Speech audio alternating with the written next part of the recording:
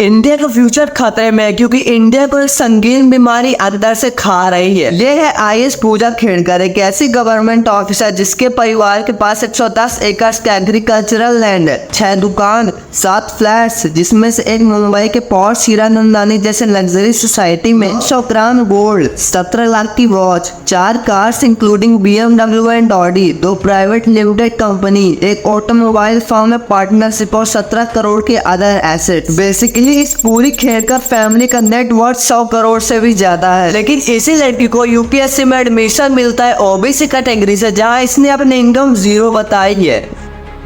अब जरा दूसरी तरफ इस बंदे को देखो, ये एक्टर जो सनी लियोन के बाजू में नाच रहा है, बटर मूव्स दिखा रहा है, ये बंदा भी आईएएस ऑफिसर है, जिसका एडमिशन जानते हो कैसे हुआ था? मोटर डिसेबिलिटी के रिजर्वेशन में। तो मेरा सिंपल सा सवाल ये है कि जब हमें सारे प्रूफ्स मिल सकते हैं, हमें दिख रहा है कि इन एग्जाम्स में 100% स्कैम्स हुए हैं, तो गवर्नमेंट को ये सब दिखाई नहीं दे रहा है और लोग आखिर इतने बड़े बड़े झूठ बोलकर बच कैसे जा रहे हैं? यानी यूपीएससी वो एग्जाम है जिसमें हर साल 10 लाख लोग 8 से 9 सीट्स के लिए लड़ते हैं। एग्जाम्स के लिए किसी के पिता साइकिल पर कपड़े बेचकर अपने बच्चे के अरमानों को जिंदा रखते हैं और किसी के माँ बाप आईएएस प्रिपरेशन के लिए अपने घर बाहर तक को बेच देते हैं, इस उम्मीद में कि इस एग्जाम में सबको लेवल प्लेइंग फील्ड मिलेगा और किसी के साथ भेदभाव नहीं हो। In this video I will prove that ये हालत सिर्फ यूपीएससी की नहीं है, हर वो एग्जाम की है जिसका सपना देश का बच्चा बच्चा देखता है। आज के तारीख में इन्हीं एग्जाम्स में ओपनली चीटिंग हो रही है, जहाँ टीचर्स खुद ही बच्चों की मदद करती है और इसी के साथ कई सारे स्कैम्स हो रहे हैं जो कि एजुकेशन फील्ड में कभी भी नहीं होने चाहिए थे। और ऐसे में हार्ड वर्किंग बच्चों के साथ भेदभाव होगा और गलत लोग टॉप पोजीशन पर पहुंचेंगे, तो ऐसे में कंट्री कभी भी टॉप पर नहीं पहुंच सकती है।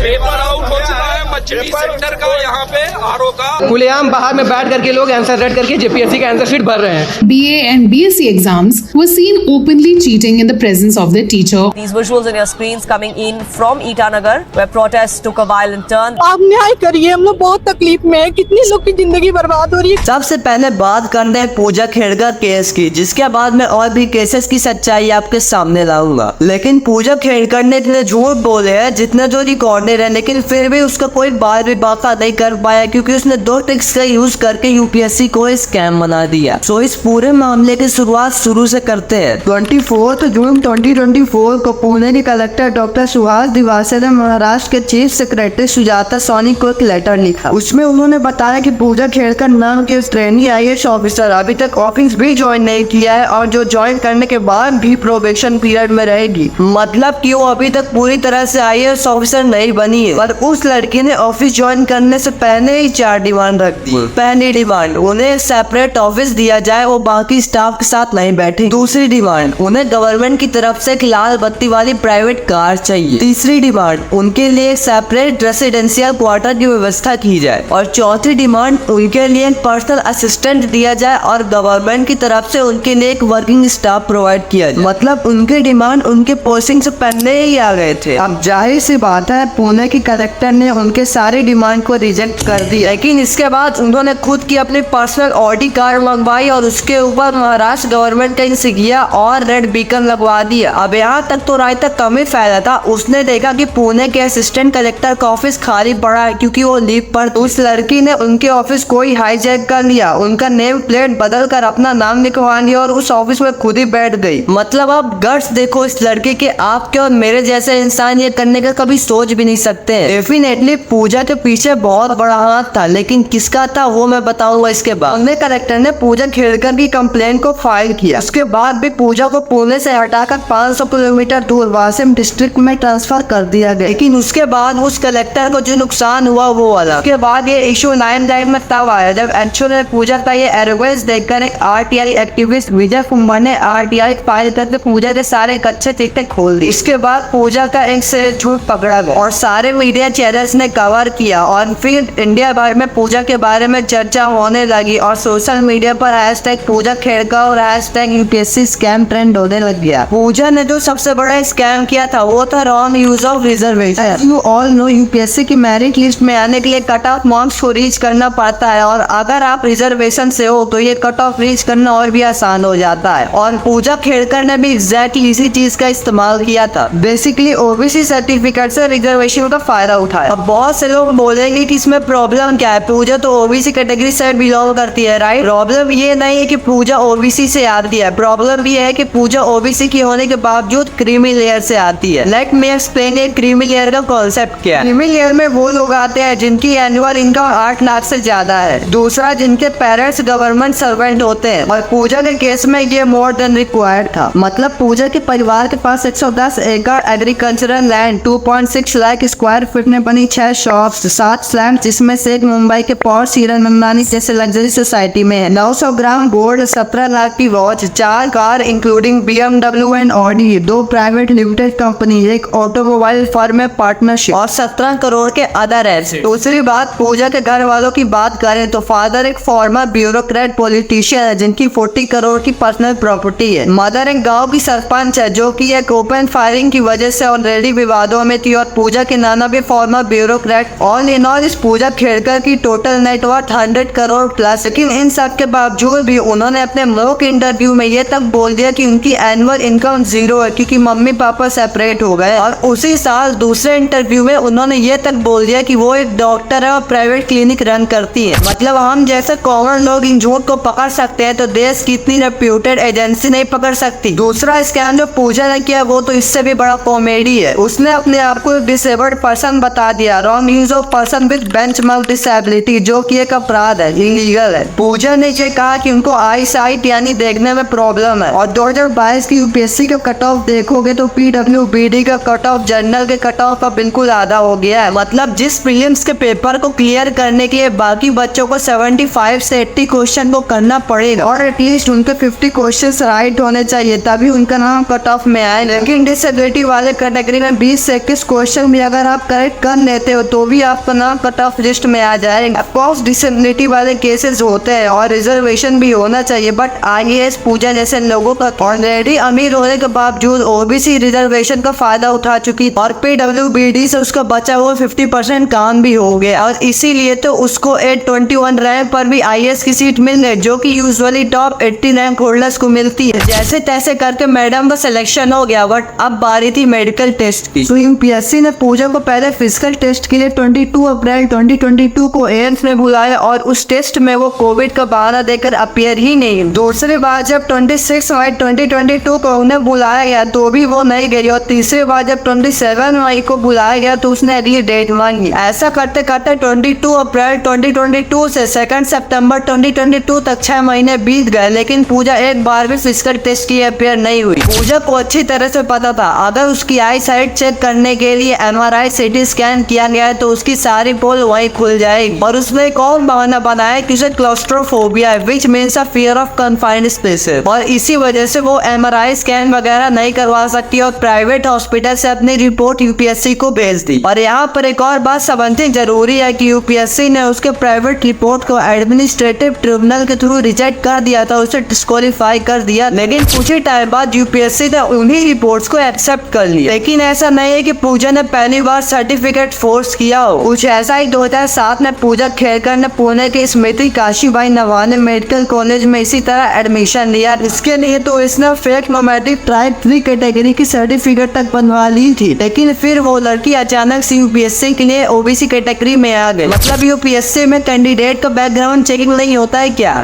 इवन एक एमबीबीएस कॉलेज में फेक सर्टिफिकेट दिखाकर आप एडमिशन ले रहे हो। ये वही एमबीबीएस सीट है जिसके लिए आज तक नीट एस्पिरेंट प्रोटेस्ट कर रहे हैं। ऐसी सीट जिसके लिए 20 लाख से ज्यादा बच्चे कुछ हजार सीटों के लिए कॉम्पीट करते हैं, लेकिन फिर एक अमीर परिवार की एक अमीर लड़की आती है और अपने फोन कॉल से हार्ड वर्किंग बच्चे की सीट चुरा के ले जा रही है। और मैं गारंटी के साथ कहता हूँ कि पूजा खेलकर जिंदगी भर पकड़ी नहीं जाती अगर खुद से अपने पाँव में कुल्हाड़ी ना मार। अब कहा जा रहा है कि पूजा खेलकर के खिलाफ सख्त से सख्त कार्रवाई होगी और पता लगाया जाएगा कि लूप कहाँ पर क्रिएट हुआ है। पर मेरे हिसाब से 3 जगहों पर कुछ न कुछ झोल हुआ है। पहला, महाराष्ट्र गवर्नमेंट के रेवेन्यू डिपार्टमेंट में किसी करप्ट ऑफिशियल ने पूजा को ओबीसी के अंडर नॉन क्रीमी लेयर वाला सर्टिफिकेट इशू करवाया होगा, इसको उसने यूपीएससी को दिखाकर रिजर्वेशन ले लिया। दूसरी पॉसिबिलिटी ये हो सकती है कि यूपीएससी के किसी करप्ट ऑफिशियल ने पैसे लेकर पूजा के प्राइवेट हॉस्पिटल वाले रिपोर्ट को एक्सेप्ट करके उसे सेलेक्ट कर दिया हो। और तीसरी पॉसिबिलिटी पॉलिटिकल लेवल पर हो सकती है, मतलब किसी पॉलिटिकल लीडर का कॉल गया होगा department of personal and training में कि वो पूजा को वहाँ सेलेक्ट कर ले, क्योंकि हर सरकार चाहती है कि उनके लॉयलिस्ट ही यूपीएससी को क्लियर करे और ब्यूरोक्रेट्स बने। एक्चुअली इंडिया में देखा कुछ ऐसा गया है कि पॉलिटिकल लीडर्स अकेले तो करप्शन कर नहीं सकते, क्योंकि ब्यूरोक्रेट्स के साइन के बिना करप्शन एग्जीक्यूट ही नहीं हो सकता है। तो सबने देखा होगा कि जब भी सरकार बदलती है तो पहले के ब्यूरोक्रेट्स को ट्रांसफर करके की पोजीशन पर प्रेजेंट सरकार में कुछ लॉयल ब्यूरोक्रेट्स को बैठाया जाता। अब आप नीट के एग्जाम को ही देख लो, नीट के एग्जाम तो पेपर ही लीक हो गए थे, जब पूरे देश की आंखें एनटीए पर थी जो इस एग्जाम को कंडक्ट कराती। सर एनटीए लाइन विद्रोह कर रहे थे कि जरूर एनटीए ने कोई स्कैम करवाया होगा। तब इन्होंने क्या किया, एनटीए ने चेयरमैन को ही इस स्कैम के इन्वेस्टिगेशन टीम का हेड बना दिया। मतलब बिल्ली से ही कहा जा रहा है कि तुम मेरे दूध की रखवाली करो। अब इंडिया के बच्चे आखिर अब्रॉड पढ़ने क्यों जा रहा है? अब इंडिया के बच्चों को ही अपने देश में करियर बनाने के लिए 2 बार सोचना पड़ रहा है। जब तक ऐसा रहेगा, India can not be a developed nation.